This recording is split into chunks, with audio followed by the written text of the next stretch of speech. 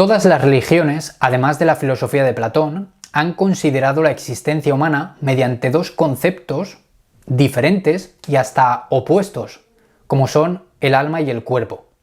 El alma es invisible, inmortal y buena, y el cuerpo es todo lo contrario, malo, visible y mortal. Frente a esta larga tradición que ha dividido al hombre y por la cual el hombre también se ha sentido fragmentado en una lucha entre el alma y el cuerpo, nos encontramos con la visión de Friedrich Nietzsche, que en su obra Así habló Zaratustra expresa que el alma y el cuerpo no son cosas distintas, sino que son dos conceptos que se refieren a una misma cosa. Para que lo podamos entender de una manera sencilla, podríamos decir que el alma es energía y el cuerpo es energía concentrada. Por lo tanto, ya no estamos ante una existencia dualista, sino ante un todo orgánico. Del mismo modo que cuando vemos hielo, agua y vapor, bueno, vapor no lo vemos, pero lo podemos sentir, sabemos que son tres estados diferentes de un mismo elemento. Cito a Nietzsche para apoyar este concepto y dicen Así habló Zaratustra lo siguiente: dices yo y estás orgulloso de esa palabra, pero más grande es algo en lo que no quieres creer, tu cuerpo y su gran razón. Ella no dice yo, pero hace al yo. Hay más razón en tu cuerpo que en tu mejor sabiduría. Que el cuerpo tiene una sabiduría propia, una lógica, parece ser algo que está siempre frente a nuestras narices, pero de lo cual no nos damos cuenta. Por ejemplo, nuestros pulmones respiran, nuestro corazón late, cada una de las células de nuestro cuerpo transporta el oxígeno mediante la sangre a cada uno de los tejidos y órganos. Nuestro estómago hace el proceso digestivo y un sinfín de funciones más que no necesitan de la participación de nuestro conocimiento intelectual para realizarlas. Incluso podríamos estar durmiendo o en un coma y el proceso biológico no se va a detener. Es decir, que estamos ante una máquina maravillosa. Los médicos dicen que cuando hay una enfermedad, ellos pueden darte un tratamiento, pero que el cuerpo es el que va a efectuar la cura por sí mismo. Cada 7 años nuestras células se renuevan completamente en nuestro cuerpo, de tal modo que ya no somos las mismas personas en un sentido físico. Así que, como decimos, nos encontramos ante una máquina maravillosa que hace todas estas cosas de manera silenciosa, sin alardear, y sin embargo, todas las religiones o la larga tradición filosófica occidental no ha cesado de considerar al cuerpo como una fuente de pecado, y por eso mismo se le ha despreciado. El hecho de que le hemos dado mucha importancia a la mente nos ha hecho percibirnos a nosotros mismos como un yo coherente, integrado. Nietzsche se ríe de esto, porque lo que nos dice es que en realidad eso que llamamos yo está cambiando a lo largo de las 24 horas del día y de los 365 días del año. Nos proponemos, por ejemplo, mañana me voy a levantar a estudiar a las 5 de la mañana, pero cuando llega la hora, pues pongo el despertador y así continuamente hasta que se hacen las 7 y no me da tiempo a estudiar. O digo, esta tarde iré a hacer ejercicio, pero cuando llega la hora estoy viendo una serie de Netflix y entonces lo dejo para mañana.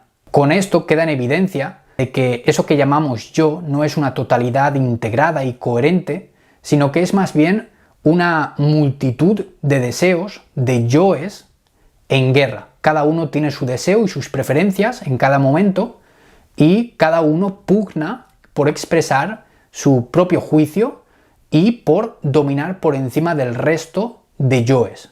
Esto no quiere decir que Nietzsche quiera situarse ahora en el lado opuesto de las religiones, despreciar la mente y exaltar el cuerpo. Considera que la mente tiene su lugar, pero solo como instrumento, como sirvienta. De hecho, dice en Así habló Zaratustra lo siguiente: el sentido y la mente son instrumentos y juguetes. Tras ellos se encuentra el sí mismo. ¿Qué es el sí mismo? Muy importante. El sí mismo es el ser del cuerpo. ¿Y qué es el ser del cuerpo? El ser del cuerpo, para que lo entendamos bien, voy a explicarlo mediante ciertas comparaciones. Por ejemplo, cuando miramos a un león, él tiene cierta manera de comportarse. Se comporta de una determinada manera y no como una oveja o como una cabra. Si miramos a un castaño, él crece y da castaños, pero no da peras o manzanas, ni tampoco lo intenta. Parece ser que todos los seres de la existencia tienen un camino marcado, saben qué es lo que tienen que hacer, excepto el ser humano. Nietzsche atribuye esta confusión del ser humano, esta pérdida de sentido, al hecho de que nos hemos olvidado de un gran sabio desconocido. Y ese gran sabio desconocido es el propio cuerpo. El cuerpo tiene un camino marcado para todos, pero ya no lo escuchamos, porque le hemos prestado demasiada atención a la mente, a los conceptos, al conocimiento, y esto ha producido una confusión. Como decimos, los conceptos, la mente, el conocimiento tienen su lugar, pero como instrumentos del propio cuerpo. Cuando se exaltan por encima del cuerpo, destronan al cuerpo, entonces se produce toda la confusión, porque el cuerpo sirve a los conceptos, pero los conceptos en sí mismos no son coherentes, no son unitarios, y eso nos fragmenta, tanto mental como físicamente. Como decimos, Nietzsche cree en una unidad originaria del propio cuerpo, y él puede servirse de los conceptos para expresarla. Pero los conceptos no tienen esa unidad. Por lo tanto, si los utilizamos para darnos unidad a nosotros mismos, nos vamos a encontrar con todo lo contrario. ¿Cómo lo vemos esto en nuestra sociedad? Por ejemplo, cuando todo lo que vemos es guerra en torno a la política, en torno a las religiones, en torno a la opinión pública, porque es una guerra de conceptos. Pues bien, Nietzsche, frente a esta guerra de conceptos, por el hecho de que nos pensamos que el conocimiento o la razón van a resolver todos nuestros problemas, nos invita a recordar a ese gran sabio desconocido, a ese sabio silencioso que no dice yo, pero hace al yo.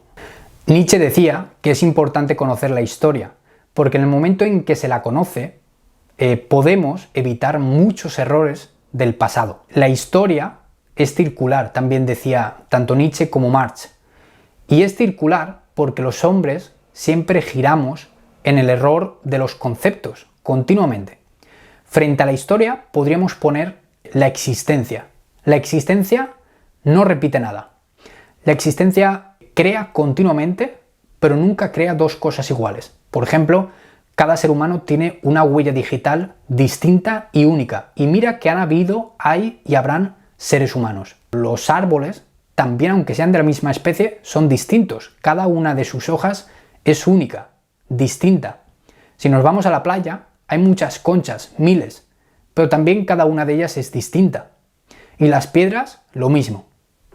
Los hombres son los únicos que se han obcecado con la idea de guiar su vida mediante conceptos rígidos para dar estabilidad a sus vidas, pero lo que han hecho con eso es frenar el flujo de la existencia, lo cual ha conducido a errores desastrosos.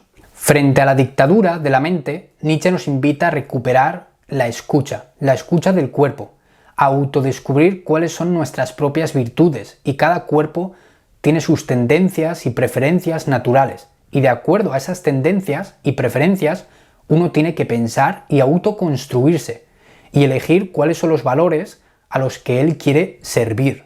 Para que se entienda mejor, un gran maestro dijo una vez: por sus frutos los conoceréis. Es decir, que primero tenemos que saber qué fruto damos para saber quiénes somos. El problema es cuando estamos tratando de dar un fruto que no es natural en nosotros y por lo tanto nunca podemos saber quiénes somos, nunca podemos conocernos. Uno tiene que escuchar la voz de su propio cuerpo y para eso hay que alejarse del rebaño. El rebaño es la locura colectiva, lo que comúnmente se llama el sentido común, que también es el menos común de los sentidos. La cura consiste en que volverás a recuperar tu individualidad, conocerás cuál es tu propia virtud y a ella servirás. Es posible que al escuchar la voz de tu propio cuerpo descubras en ti una virtud que no es reconocida socialmente. Pero esto no es un problema. Sabiendo que la sociedad vive en el error, ¿qué más da que la sociedad no reconozca ciertas virtudes? Hay que vivir de acuerdo a ellas, incluso aunque todavía no tengan nombre. Dice Nietzsche en Así habló Zaratustra lo siguiente: que tu virtud sea demasiado elevada para la familiaridad de los nombres, y si tienes que hablar de ella, no te avergüences de tartamudear. En otras palabras, si los valores y las leyes que rigen tu vida no nacen de tu propia conciencia, entonces no cuentan. Quiero terminar con un pasaje de Así habló Zaratustra. Y dice así: este es mi bien, el que amo, así es como me gusta completamente. Solo así quiero el bien. No lo quiero como una ley de Dios. No lo quiero como una norma o una necesidad de hombres. No es para mí ni una señal hacia ultratierras o paraísos. Una virtud terrena es la que amo. En ella hay poca inteligencia y mucho menos sentido común. Pero este pájaro hizo en mí su nido. Por eso lo amo y lo llevo en mi pecho. Ahora empolla sobre mí sus huevos dorados. Es decir, escuchar la voz del cuerpo es ese pájaro que ha venido en nosotros a hacer su nido y ha puesto esos huevos dorados que son nuestras propias virtudes, nacidas de nosotros mismos. Esas son las que debemos incubar.